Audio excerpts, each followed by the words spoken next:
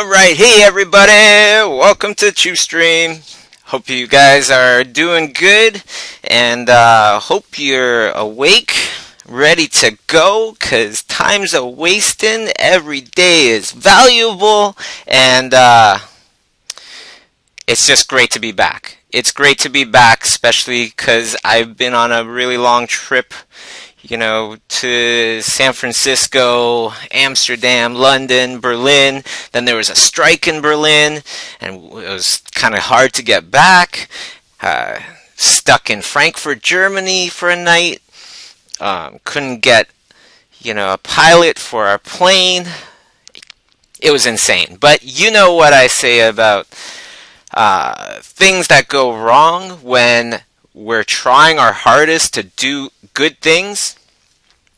It just means good things are about to happen. They're on their way. When you're going from a point in your life and you're trying to elevate, you're trying to get to a whole new level, we always have to pay a price. That's what I've learned over these years. The price could be something bad luck. It could be just a lot of hard work. It could be all sorts of things. But almost always, I've always found that you always had to pay a price. And that's one of the truest kind of statements I can make. When you're kind of given everything, when you didn't have to work hard for it, you're also going to pay a price if you don't end up, working hard anyways. And that might just be a price of failure. Who knows? So it's good sometimes. It's good sometimes when you come across these difficulties in your life, because it just means you're on the right track. And that's why I think being an artist is kind of like the most respectable, amazing kind of job that you can get, that you can have, because we all kind of came from the same start, and that was that we all stunk in the beginning. We all stunk. We couldn't draw. Everything we did really kind of stunk, and then you start learning about art, and then you truly realize how bad you are. This happens so much, and it happens to everybody. So all the artists that you know of that are still artists, that are artists professionally, all of these guys went through the same thing. And that's why I think being an artist is just so dang amazing, because we know that each one of these artists, we all went down that same path. So what I'm saying is, if you kind of look at your art and you're thinking, you're struggling, and you're thinking, man, it's so hard, it's so difficult, nothing looks good, am I ever going to get good? Well, yeah, you will get good as long as you keep trying. The people that give up are the ones that don't end up being artists. Right? The ones that keep going. Even though they struggle for years and years and years before things get good.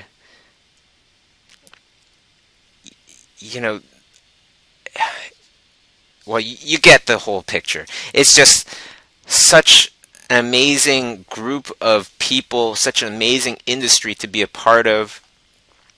I count my blessings every day that I'm able to do art for a living, and so should you. If you're a professional out there, remember how hard it was. Remember all the amazing things that you've overcome to get to this point in your career. And if you're just starting off, know that you're on the right track. You're on the same path as all of the other artists before you. The struggle. That's life's test. That's life's test to see if you truly, truly want it. So why don't we start off the ChewStream this year, or this time, like how we start off every ChewStream, with a little roll call. Let me know where you're from. Let me know, where you are right now, and let me give some shout outs to everybody, okay? I see some very familiar faces on there. I see Jenny Luco on there. Just saw her. It's in Berlin, right? London's in the house. London is up here. Toronto. Got Mexico. Manchester, Florida, Italy, Boston, Berlin, Brighton, Portugal, Norway, Florida, Brazil, Portugal again, Russia, Barcelona, Romania. Man, everywhere. Paris. Awesome. Spain, Denmark. Right on. Workshop student. Yeah. Manchester, Moscow. Everywhere. Jeez.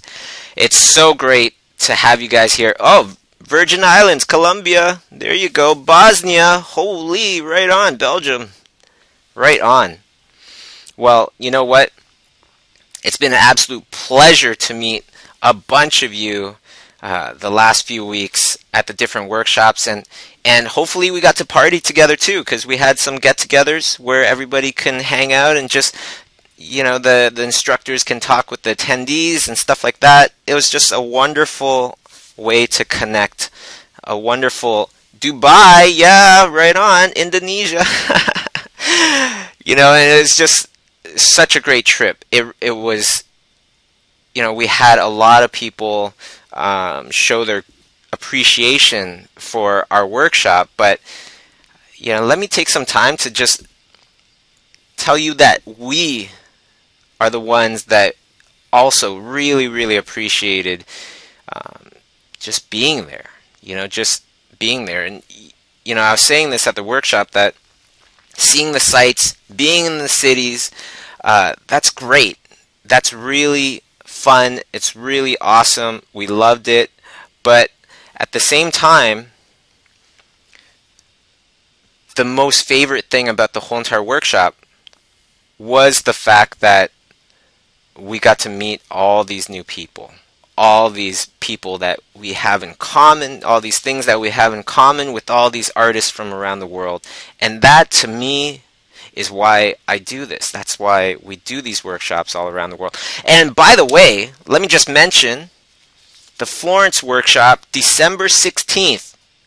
We have another amazing character designer, legendary, Peter DeSev, is going to be in Florence at the workshop, at the Schoolism workshop there, December 16th. And one of my personal favorite people in the whole entire world, Marcelo Vignali.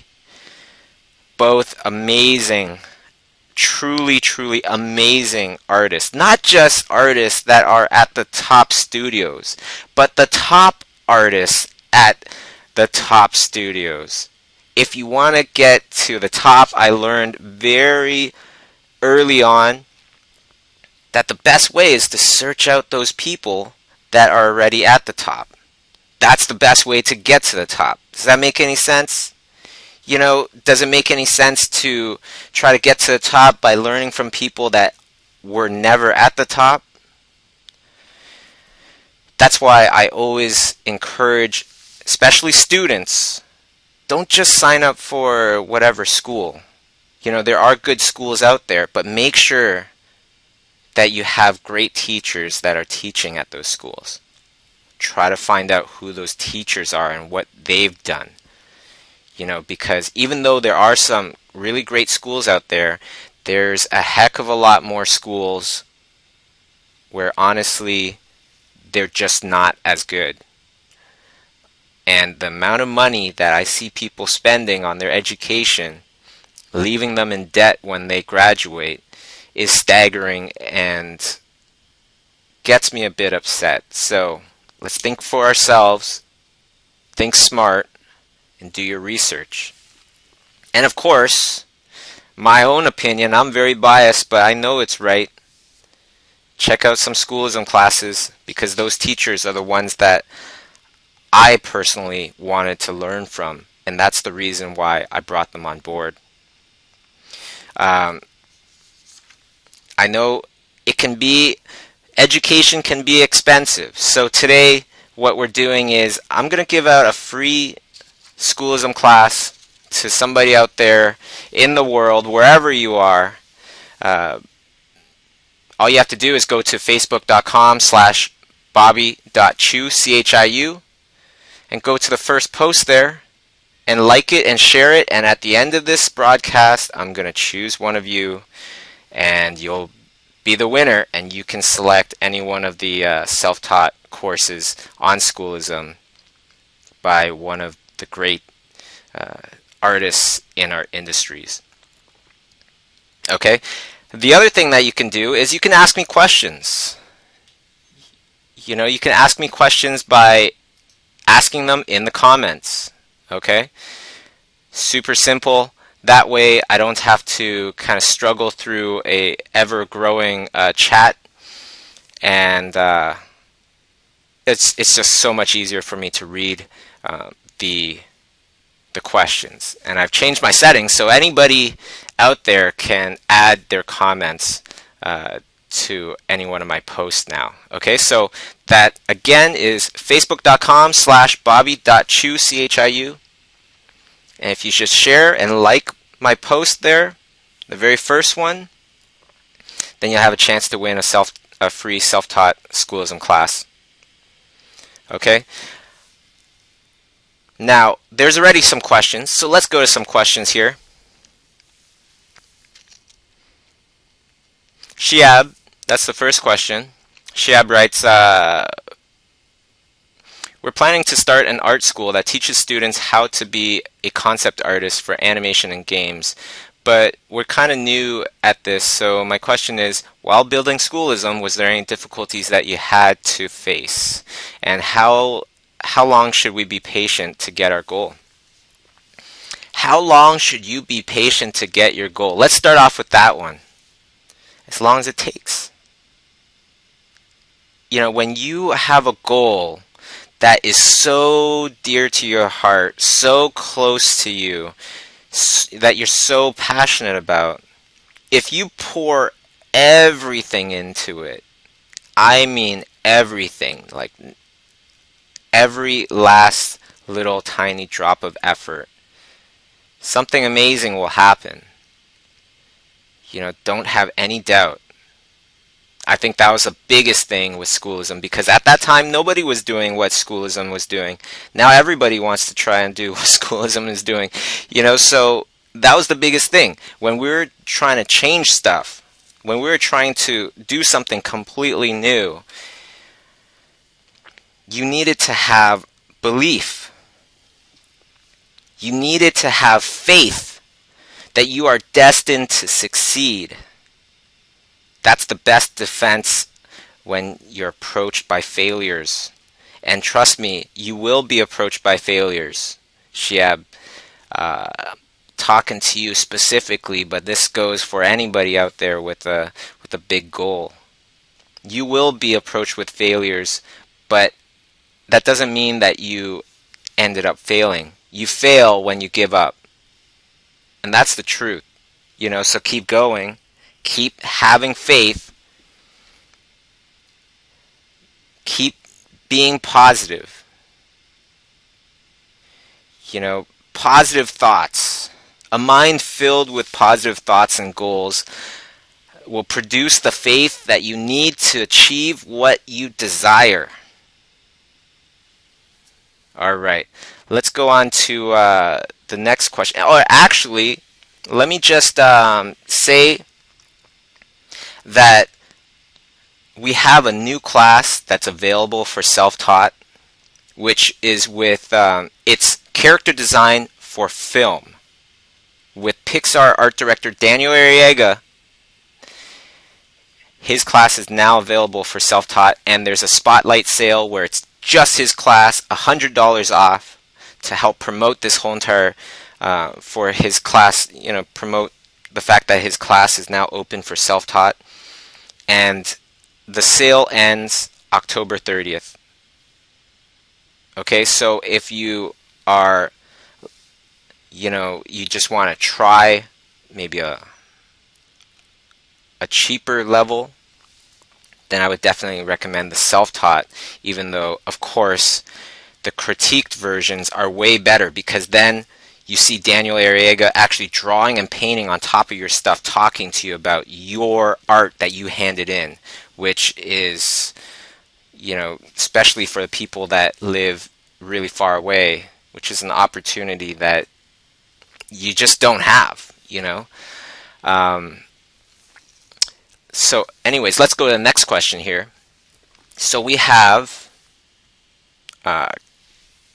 Calvin Franco. Good morning. Good morning. So I know it's a bit early to ask about this, but are you guys planning a schoolism workshop in Brazil next year? Yes, we are, definitely. The only thing was we were planning on one for this year, next month, but Brazil doesn't make it easy, for a lot of Americans to actually, to get there, to, like Florianopolis, Brazil. That's where we usually have our workshops. You need a visa. You need to apply for a visa to get into Brazil, which I don't blame them. Brazilians, for some reason, they have to get a visa to come to North America, which I find kind of ridiculous as well. So it was, long story short, it's very hard for us to get everybody together, all of the instructors together, to get them all visas. And then, we just ran out of time and we had to postpone it. So we are definitely coming back. So to continue with Calvin's question, I can't go this year because I need to get done with college first. And if can only be done in Florianopolis, I mean, so what he's saying is, does the workshop in Brazil have to be in Florianopolis? There is, of course, Sao Paulo, which is the biggest and most well-known city in all of Latin America, and would attract more easily, much more people that are interested by taking the workshops. Well, to answer your question, Calvin, we love Florianopolis. Florianopolis is beautiful. Sao Paulo is awesome as well. The people are awesome. The city's not that fun. You know what I mean. It's just a lot of buildings. And, the best part about Sao Paulo is definitely the people.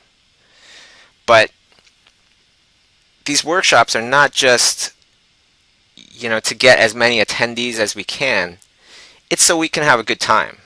So we can have fun and, go to cool, fun places. And Florianopolis is definitely our favorite.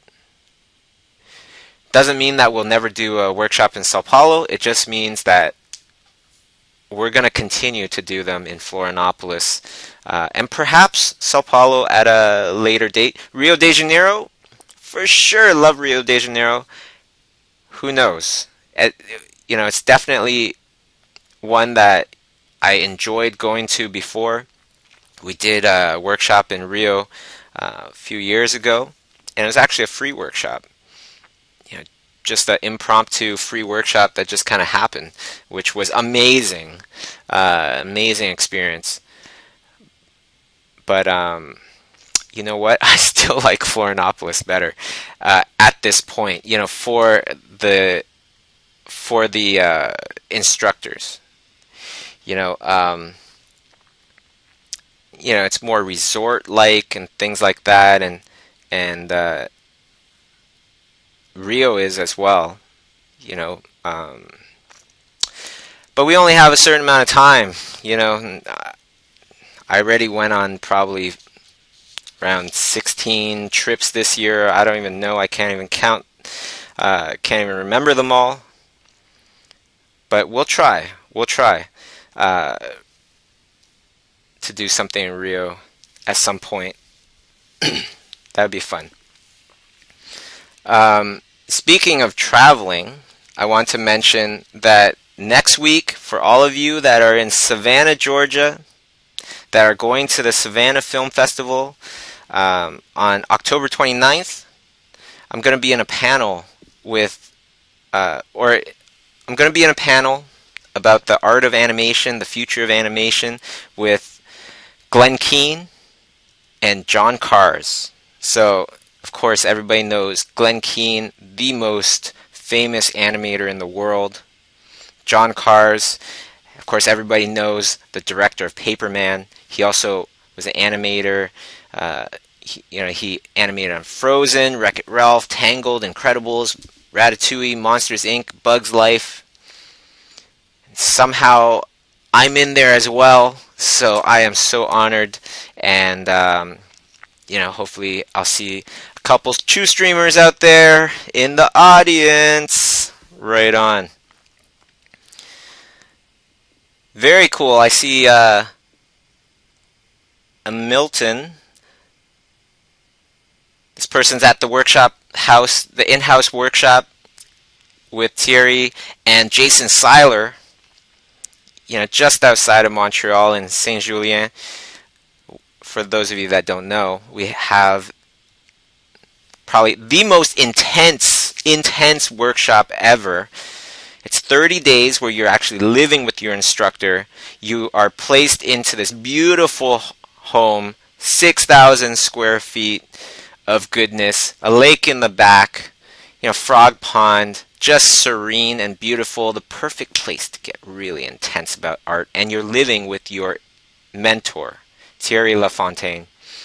And we also, fly in a guest artist as well. This month, it's Jason Seiler. Last month, it was Nathan Fowkes. So if you're interested in that, there's only actually 4 artists accepted at one time. And you can find out more information on imaginismstudios.com. You just go to the part where it says Learn, and you can find the in-house workshop, the most intense thing that we do. Let's go to the next question here. I was wondering, when you start a drawing, like the ones you do on ChewStream, do you have the image all done in your mind, or do you wing it sometimes? I actually do wing it. Sometimes I'll just start off with a color. Sometimes, like today, I just started off with a color. The other thing is that I want to let you know, to make these streams even more fluid, I actually painted this around 5 o'clock in the morning this morning and just recorded it. So you're seeing a painting that nobody's ever seen before. But it is somewhat cheating. I hope you can forgive me. It's because when I have to read questions and I have to paint, it just doesn't work that way, because you have to look at your painting as you're painting it. So to make things smoother, to be able to paint a nicer painting, I do it first by myself, without any distractions. And then I show you guys during the stream. This way I can read all the questions at the same time. So if you're ever wondering, wow, how does Bobby keep painting as he's reading these questions? That's how I painted it, so hopefully you guys are cool with that. It still is my painting. It still isn't sped up or anything, or cut in any way, edited in any way. It's just an hour of painting.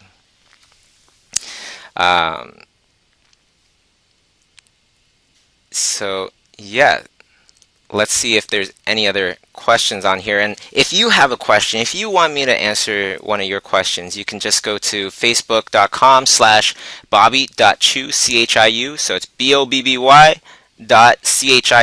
The very first post there, you can write your question. And if you like and share, then you'll have a chance to win a free Schoolism class. So, doesn't get much better than that, right? Free stuff is always good. Education is even better, because education gives you knowledge. Knowledge gives you options. Options give you more possibilities in your life. Okay, so let's go to the next question here. Do you think it's better to focus on one medium, or do you find it helpful to use traditional mediums to enhance your digital? That's a great question, Catherine. I think the most important thing is to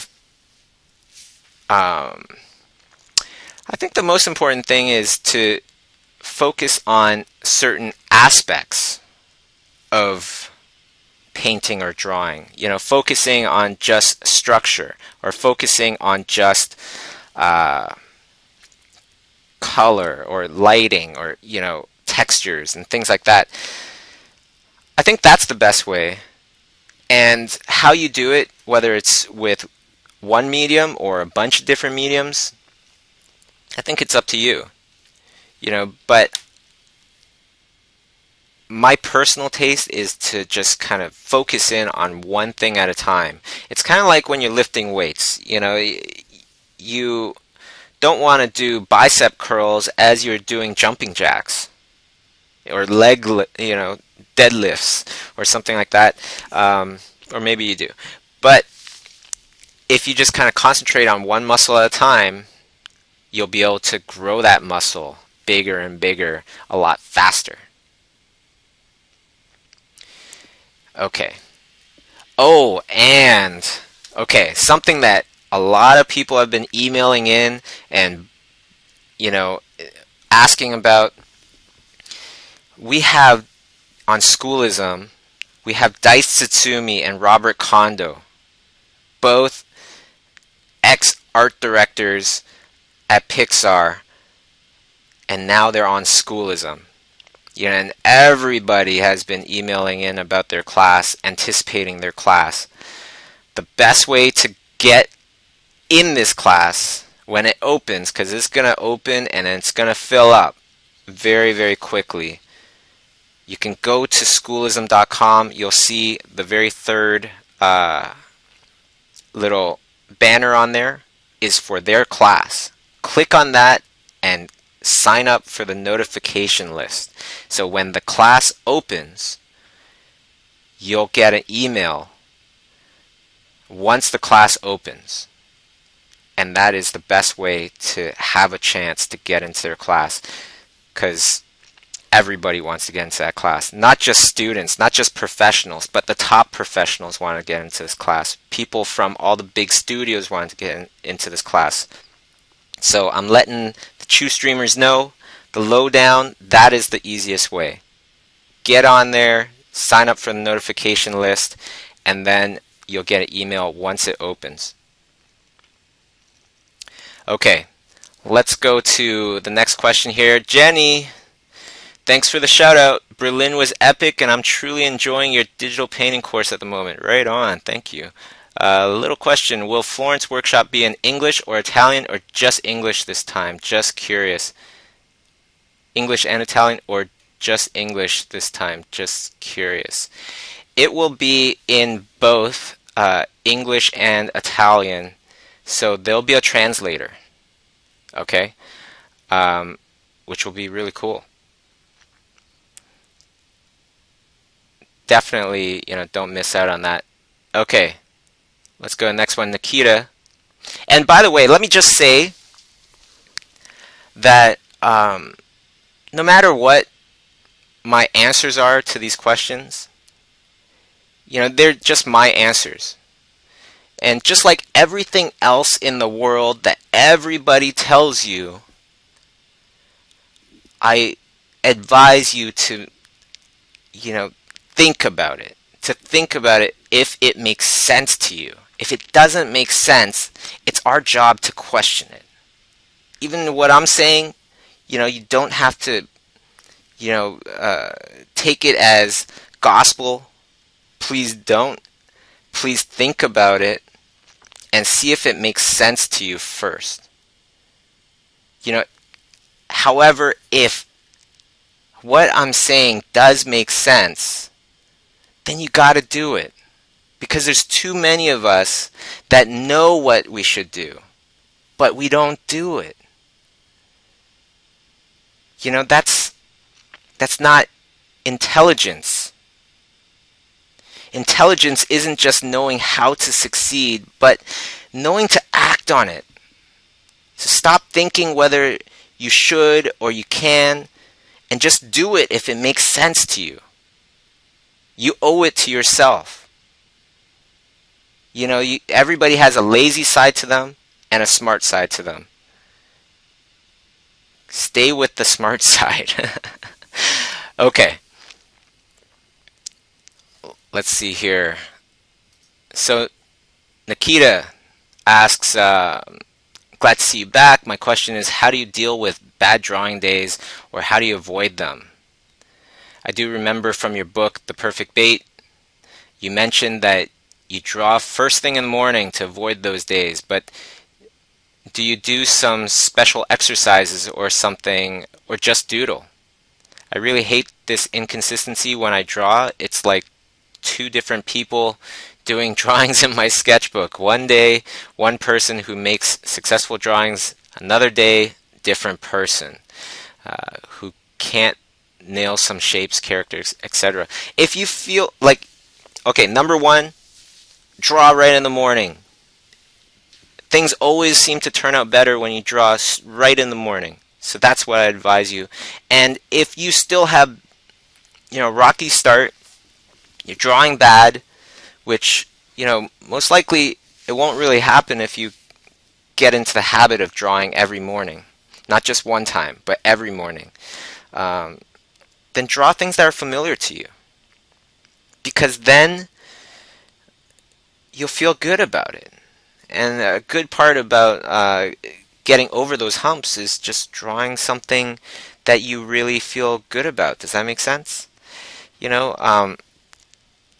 When you are drawing something that you're very familiar with, generally turns out pretty good, and then you feel good about it, and then you'll progress and progress and progress, and then you'll draw something even better.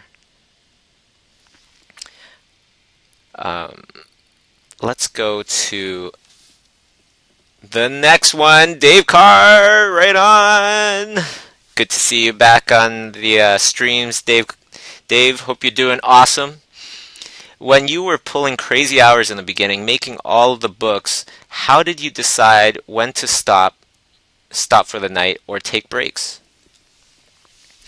Well, I didn't. It's not the best thing to do, and I wouldn't advise that. If I was to do it again, I would actually time myself, because that's the only way to get me to take breaks. In the beginning, I just didn't take breaks, and went through a lot of arm issues, shoulder issues that Dave. Time yourself. Every hour, you get up, you take a 5-minute break, 7-minute break, stretch, loosen up, and then get back at it. But what I would suggest to you is just squeeze out every minute in the beginning. Every minute, as much as you can, because you're trying to make, I know Dave personally, so I know your goals are very high. And if you're trying to achieve gigantic goals, going from, beginning to amazing, you got to squeeze out every little drop, and that's the price that you're going to pay, to get to that next level. Effort. Crazy amounts of effort. Always have a sketchbook with you. Another thing that kind of relates to Nikita's question earlier is, a lot of times what I do is, to make things easier, think about what you're going to draw the night before and get that stuff ready, so that when you come in the morning, or you get to your desk in the morning, you know exactly what you're going to draw. So a lot of times what you do is you just sit there and you're thinking, right? We all do this. We're just sitting there and thinking, what should we paint? What should we draw? And sometimes that takes quite a long time, and takes a lot of time out of our day. But if you're going through the whole entire day, painting or observing or whatever, an idea is bound to come into your head. And once that idea does come into your head, get it ready to paint tomorrow. That way there's no lag, and you'll be as productive as you can. Great to hear from you again, Dave. Hope you're doing awesome. So, Lucy, I was thinking of joining your class, Painting Creatures, next year. Do I need a good level in Photoshop painting for that? Should I join first your other class about digital painting? You don't absolutely need to, but I would advise that. if you don't feel as confident with your digital painting skills right now, that would definitely advise doing one of the digital painting classes first. You could take my digital painting class if you like. That's definitely going to help probably the most, since I'm teaching the other class as well, painting creatures. But yeah, that's what I would recommend. Okay, Christoph, a lot of questions coming in. And of course, if you guys have any questions, you just got on the stream, go to facebook.com/bobby.chiu, BOBBY.CHIU, and go to the first post there and ask your question there, okay? So that's where I'm reading all these questions from, by the way, if anybody's asking questions in the chat. Okay, so Christoph asks, I've been looking into taking a course, but I'm not sure what to choose to get the most benefit. I'm a 3D artist, but would really like to improve on my character design skills. Currently, I also make models based off of other people's designs, but I figured it would be cool to work with my own designs. That being said, I'm not sure if that would benefit me in my career, since 3D artists don't tend to get work from their own designs. Right, so character design, we have two amazing teachers on there. The legendary Steven Silver. He teaches 2 different courses on character design. And then, of course, the one that I was talking about before, Daniel Arriaga. If you guys don't know Daniel Arriaga, he works at Pixar designing characters. So not just designing characters. He's not just at Pixar, but he is an art director of character design at Pixar right now.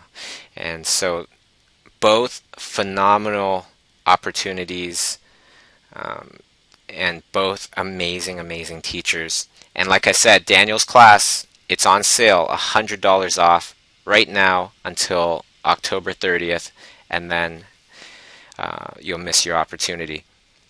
And by the way, a lot of people ask, I don't have time to start the class right now. Well, if you buy the class now, it doesn't mean that you have to start it right now. Self-taught classes you can start at any time. You can buy it now and start it a month from now, if you like. That way you can, get the benefits of the sale as well. And a lot of times, I want to mention, a lot of times people, they try to put in all their effort. They put in all their effort. They get tired, and then they stop.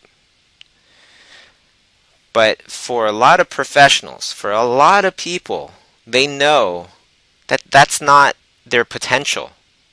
They can actually fight through tiredness for a couple times before they truly hit their absolute exhaustion point. It's like driving a car. When the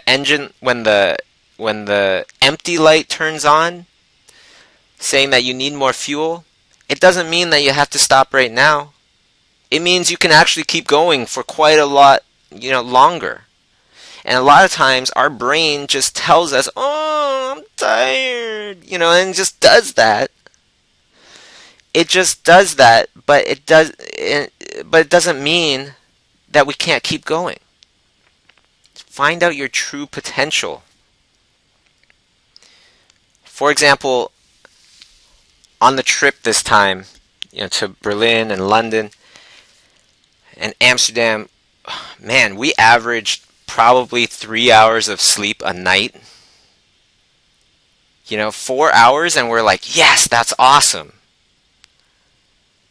For 2 weeks we did this because we wanted to get every little bit of opportunity, of experience from our trip. We didn't want to spend our time sleeping.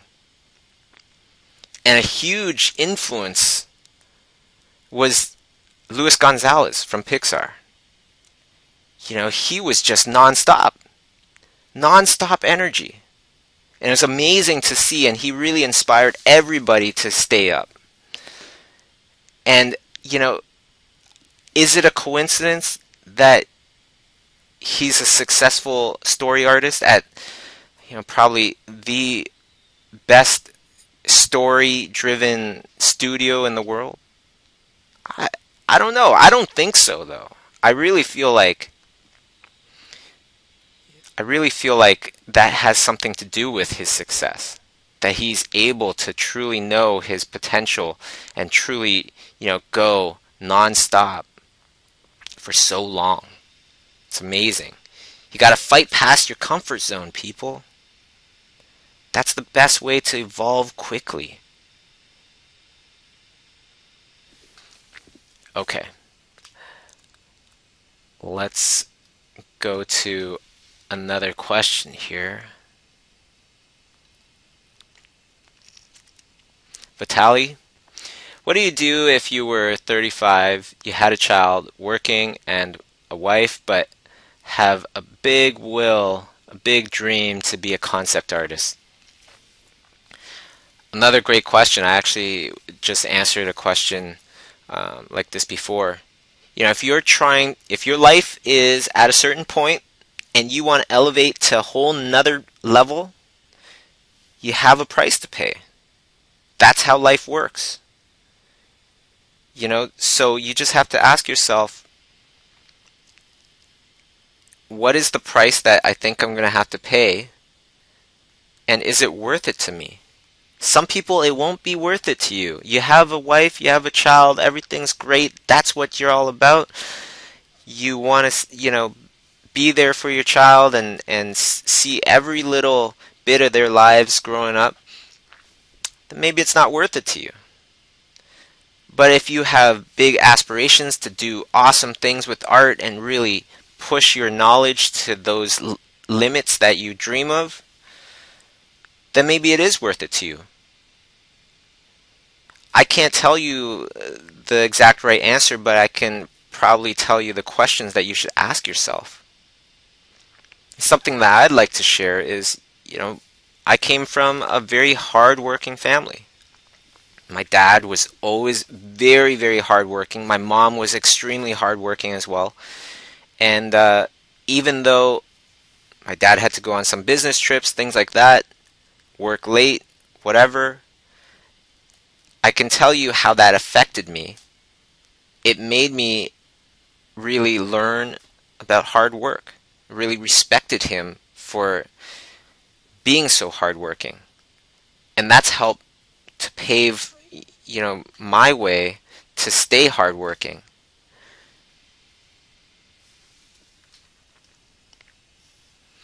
Okay.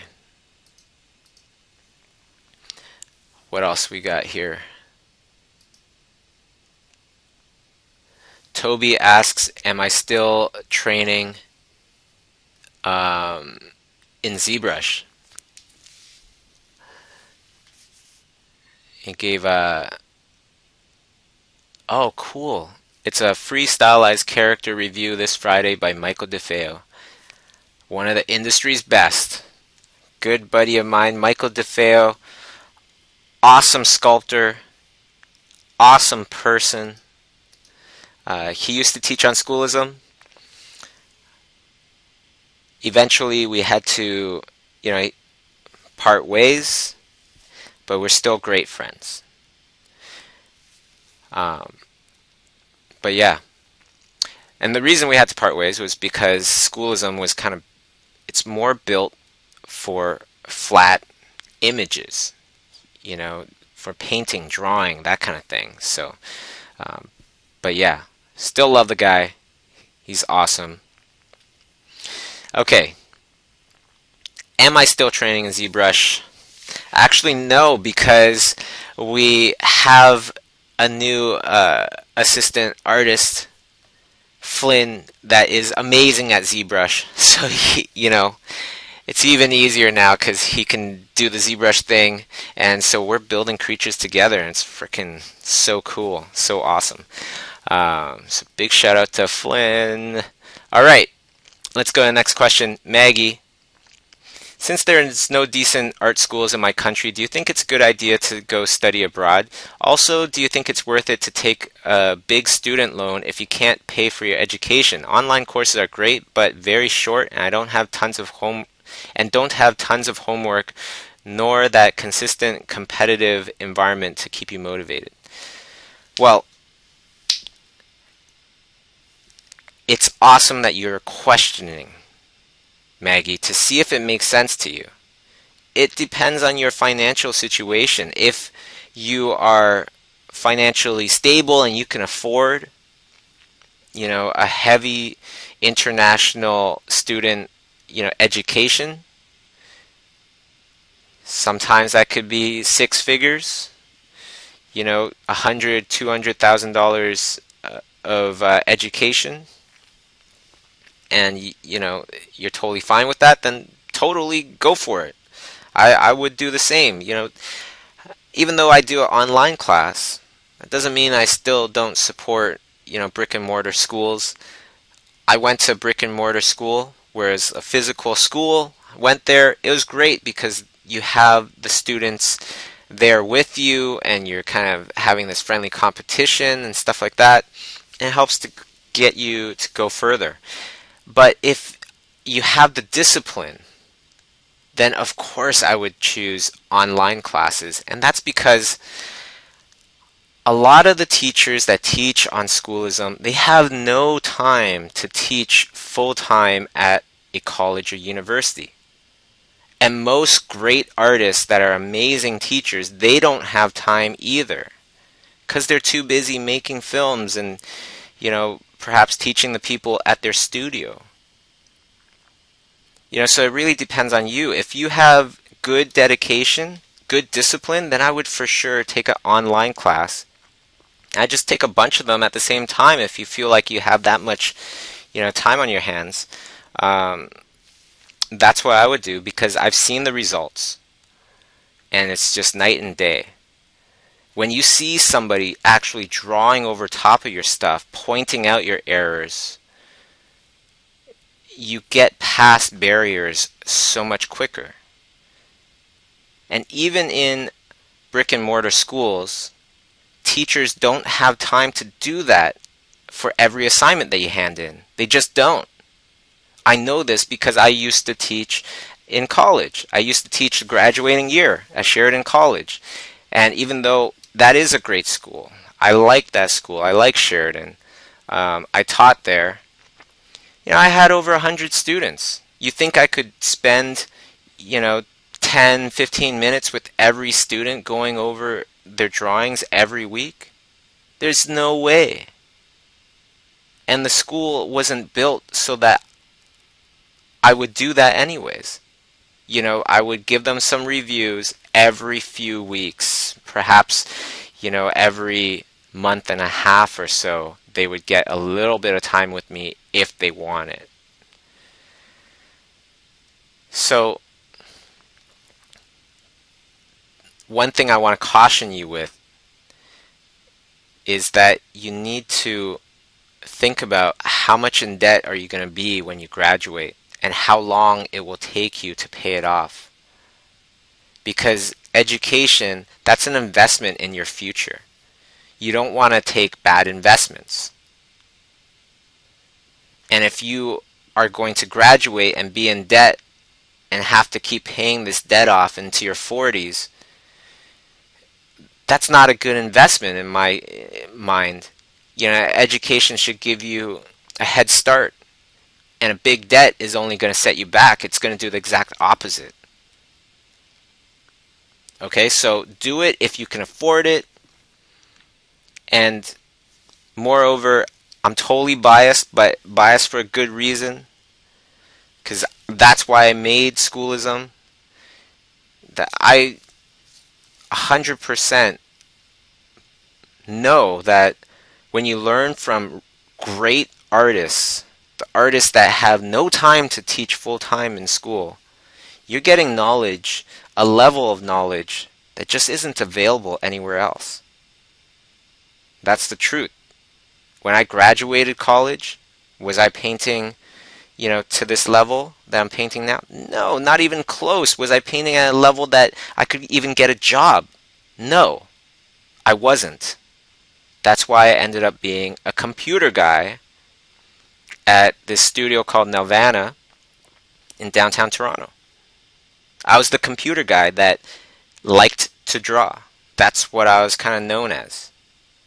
I had to search out my mentors, search out all these people, and get the knowledge that I looked for, that I was searching for. The other thing with brick and mortar schools, which I wish would change, is to have them really display who's teaching what. Right? Which teacher is teaching that painting class? You shouldn't just go into, in my own opinion, you shouldn't just go into a painting class just going, oh, I want to take painting, I want to learn painting. So yeah, there's a course teaching painting. I'm going to sign up without knowing the teacher, without knowing what that teacher has done, what the teacher can do, how good of a teacher is he or she. I think that doesn't make sense. You wouldn't do that with anything else. Why would you do that with your education, with your future? A bad teacher can actually turn you off of doing whatever it is that you used to love.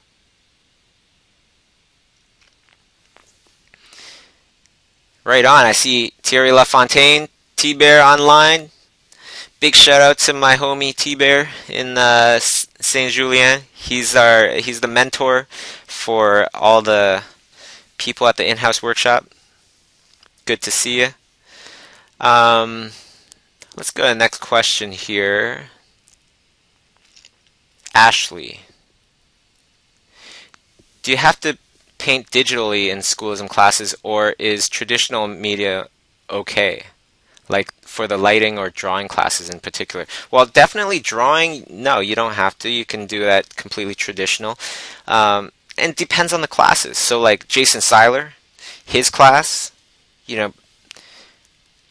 Jason Seiler, he's like one of the top illustrators right now in the whole industry. He painted the cover of Time Magazine, the Pope, for Time Magazine a few months back.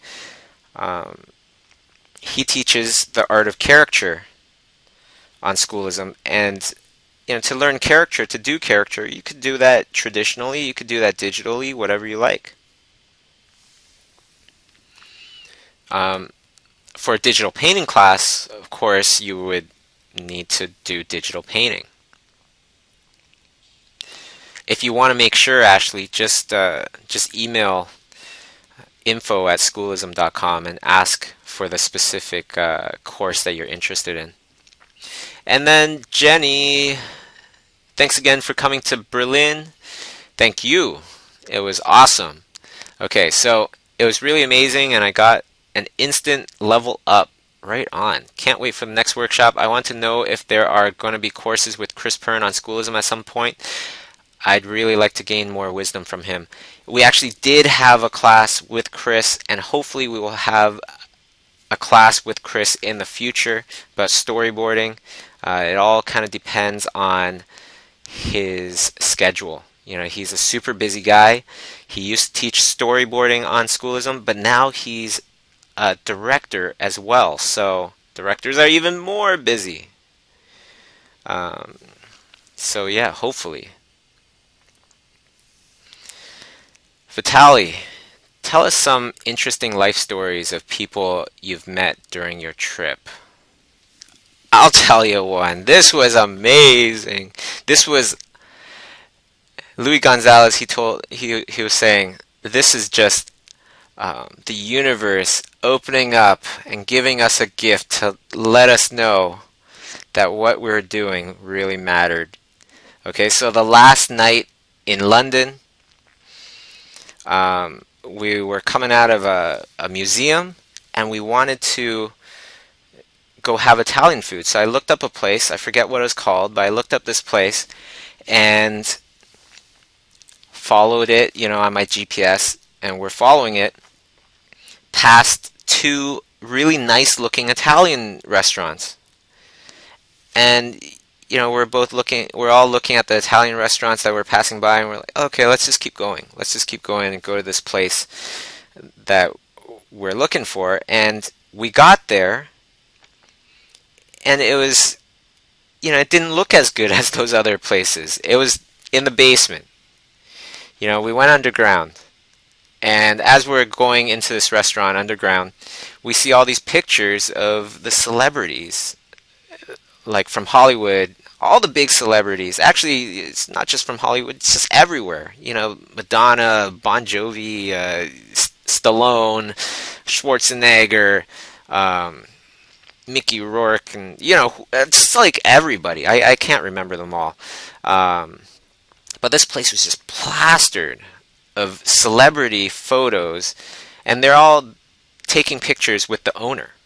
So we're like, okay, this is promising. We look at the menu, and it just says, this was this was Madonna's favorite pizza. This was Tom Hanks' favorite pizza, or whatever. And we're like, okay, this sounds cool. We go and we order. The food's great, and as we're eating, we see this person come in with a keyboard.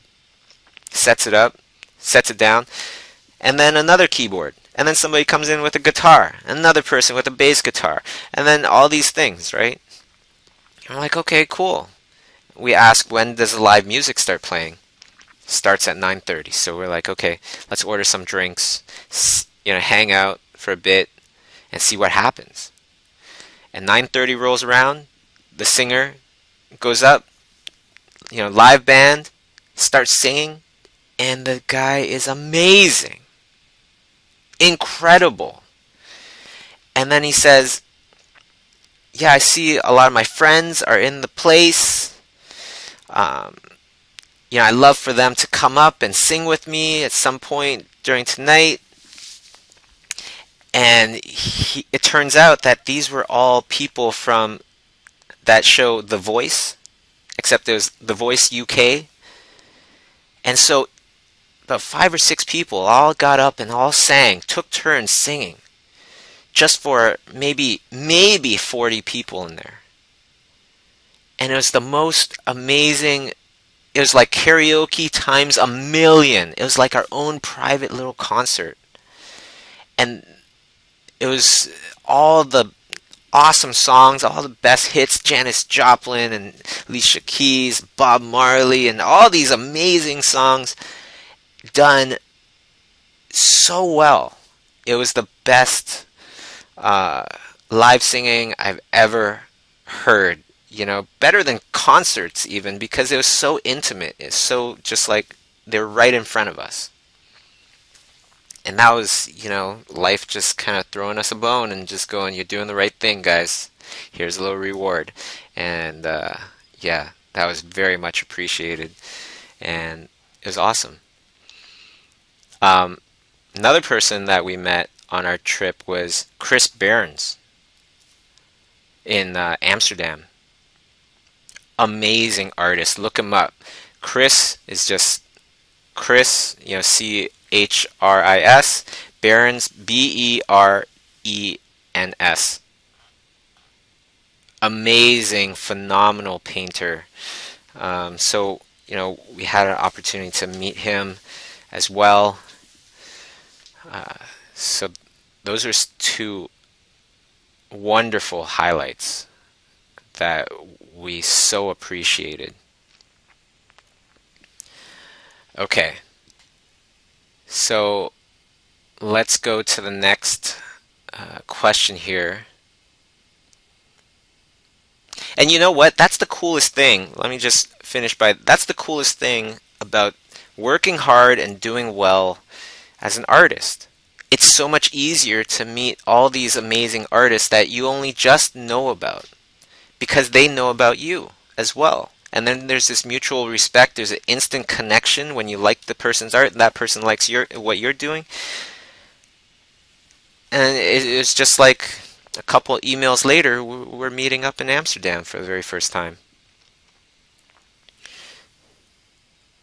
Okay, so let's go to the next question.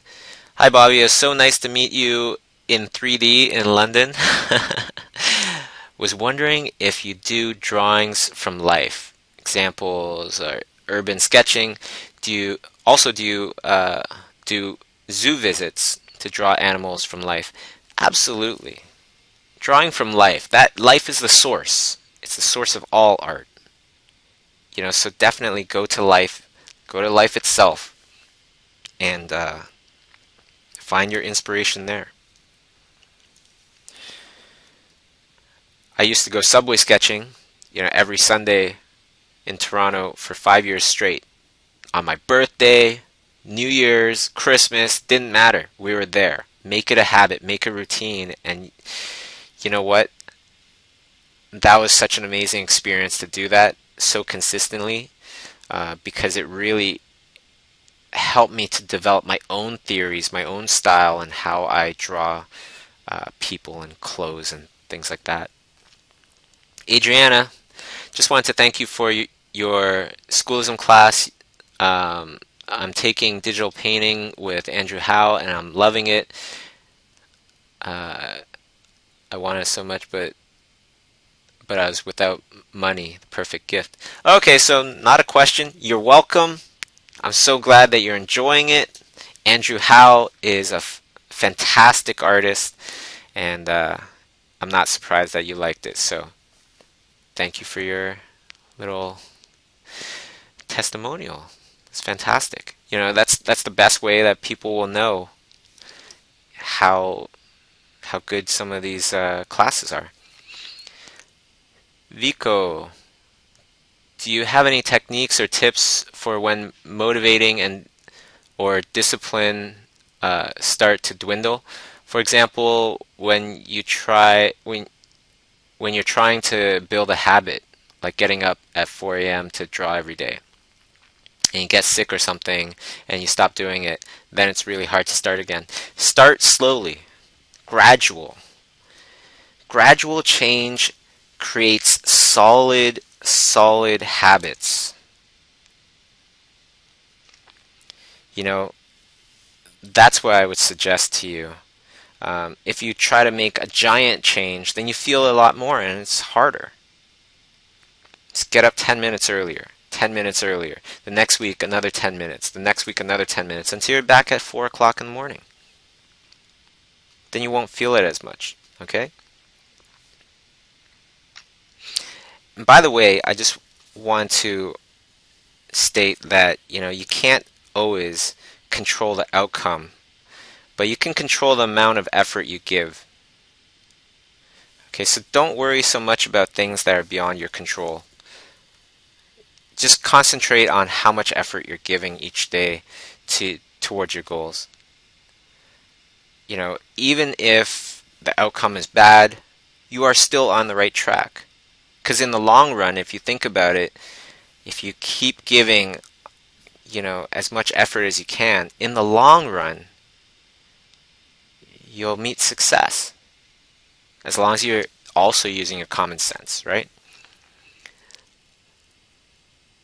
Okay, so what exercises would you recommend for becoming better at drawing from imagination? I'm good at doing master studies or drawing from reference, but I just can't draw anything from my head. Any advice? Right, so when you do master studies, when you draw from reference, you can extrapolate all sorts of different kinds of information this way. You can concentrate in a way where you are practicing how to get more accurate with your copying skills. But that won't help you with your imaginative skills, creating stuff out of your head. So think about what you're concentrating on. That's what I would suggest to you.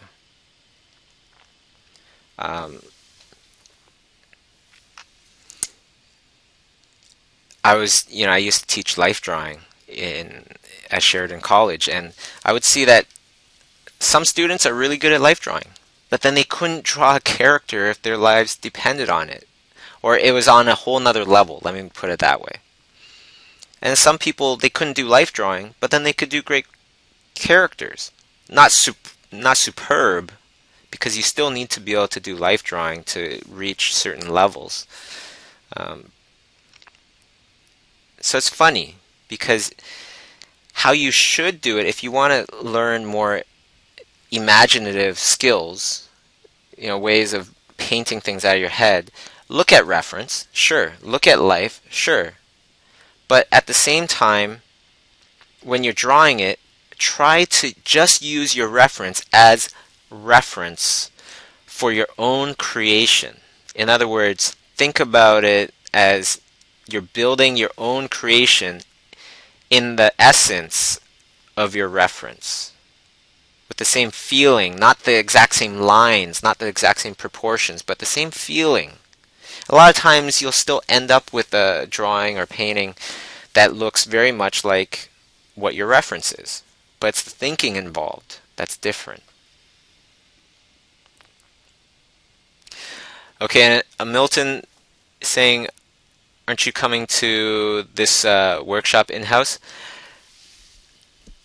I will try, but I'm not sure at this time. Jason Seiler, he's the one that we brought in for this month for you guys. So definitely take as much information out of him as possible, because he is, one of the top, if not the top, editorial illustrator around today. Yeah, I would love to, and hopefully we can, but it's up in the air right now. Not quite sure if we'll be able to make it this time, but that's why we have Jason Seiler there. All right. So thank you everybody for tuning in. Let's go to pick a winner. Okay, so I'm just gonna randomly choose one of the 200 something people that shared the post. Okay, I'm just going to open everything up.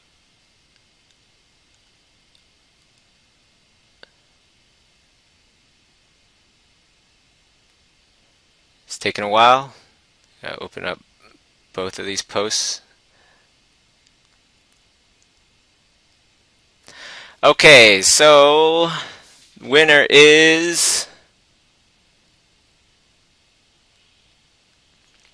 Vico. Vico, man, sorry, I don't really know how to pronounce your name, but Vicho, Vicho Friedli.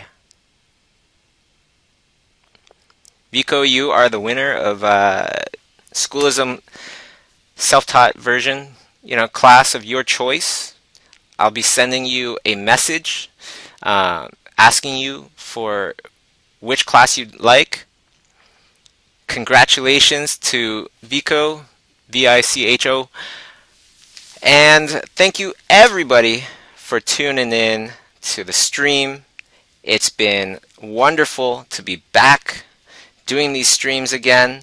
Next week I'm going to miss the stream for next Thursday, because I'll be in Savannah, Georgia, at the film festival there, doing a panel with Glenn Keane, John Cars.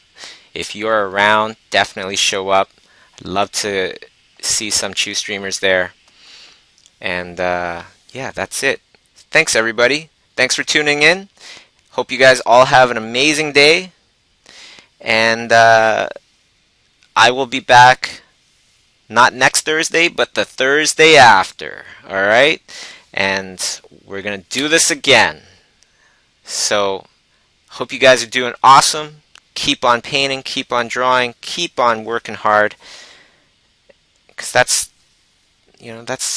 what life's about. It's having goals and getting to your goals. All right. Take care, everybody.